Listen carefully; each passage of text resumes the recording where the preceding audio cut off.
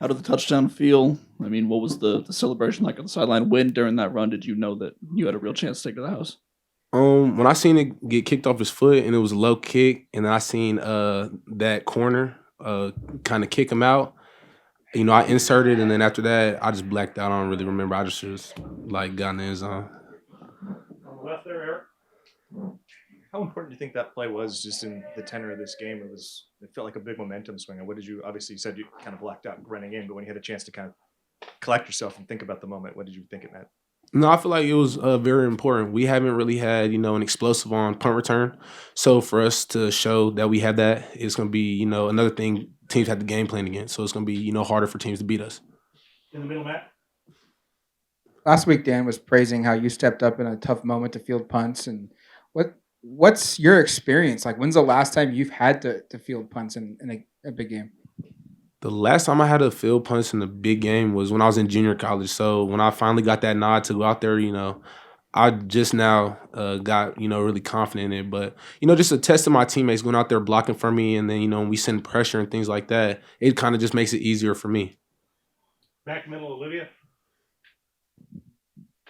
To come into this program in your senior season, what does it mean to have this kind of an impact, and what is it that kind of made sure in your mind that Oregon was the right place for you?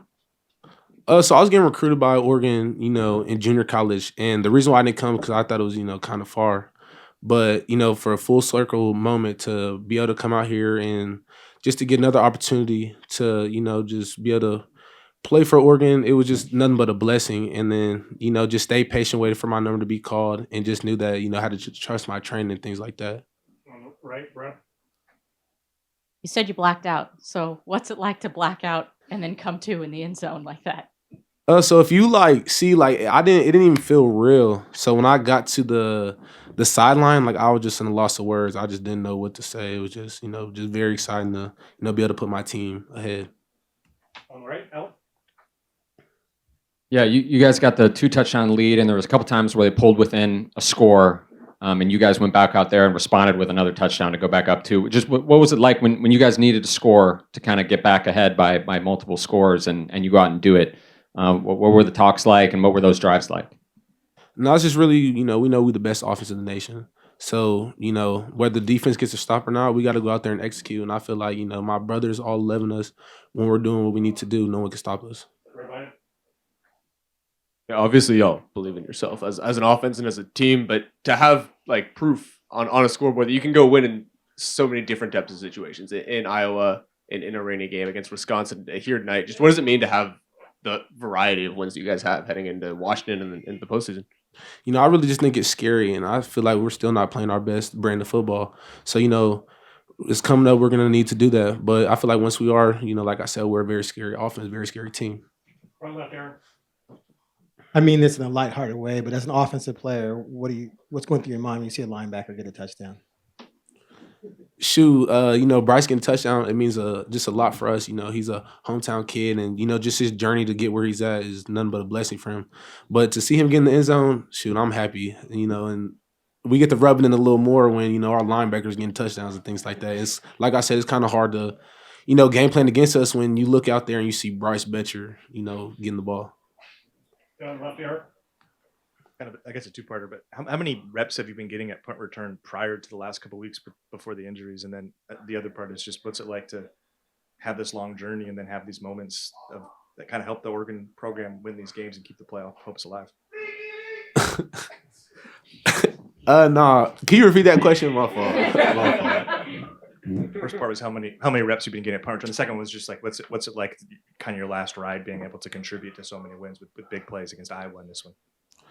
So when I first got here, they put me back there at punt return, and I was just, if something happens, and then some end up happening. So I was just always ready for my moment, things like that. I know it's a long football season, so just had to step up. Just being a senior, knowing, how the game of football goes, injuries, things like that happen. I just had to, just tell myself just be ready when my number's called. And then to your other question, it's hard not to get emotional about it, but I know even though my journey has had some ups and downs, I put in a lot of work, and it's just being able to show it. Right next to the back. What's it say about the depth and the talent that this offense has that multiple starters along the offensive line aren't playing. Your top 3 statistical receivers aren't playing, and you put up 42 points and second most yards that USC's had all year. What's it say just about how deep and how talented this group is? Notice everybody comes in with that mindset to work, and no matter if you're a senior or you're a freshman, just know you got to be ready when your number's called. But like I said, that just makes it scary knowing that you don't know, if somebody goes down, the next man coming up is just as good. So it's just everybody just doing what we got to do to win, because that's all that matters at the end of the day. Last question on the Red Zach. Ever get frustrating or discouraging seeing what Kenyon Sadiq can do at his body size and just with that talent? I ain't gonna lie, he's for sure gonna be a future first rounder. But he comes in day out. He's the first one in, last guy to leave. So it's really no surprise to me, when he comes out there and jumps over people. I told him I'm gonna try that, but then I tried it in practice. It was not good. So I just leave that to him. I just use my speed.